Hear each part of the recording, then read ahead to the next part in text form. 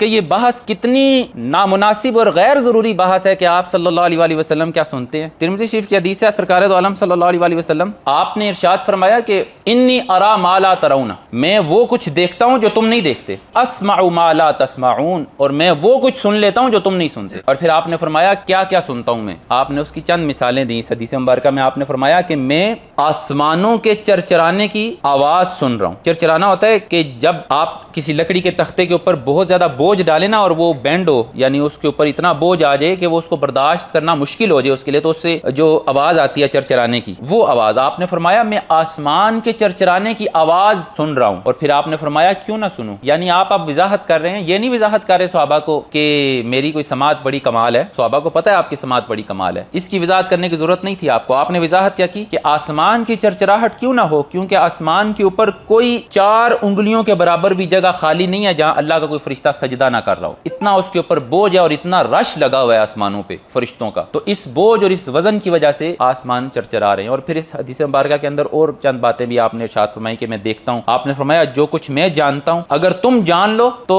تم ہنسنا کم کر دو اور رونا زیادہ کر دو، یعنی آپ وہ جانتے ہیں جو ہم نہیں جانتے۔ آپ کے علم کی بات بھی اس میں آ گئی۔ تو اس لیے سرکار دو عالم صلی اللہ علیہ وآلہ وسلم آپ سنتے ہیں آپ نہیں سنتے، معاذ اللہ، یہ بہت چھوٹی باتیں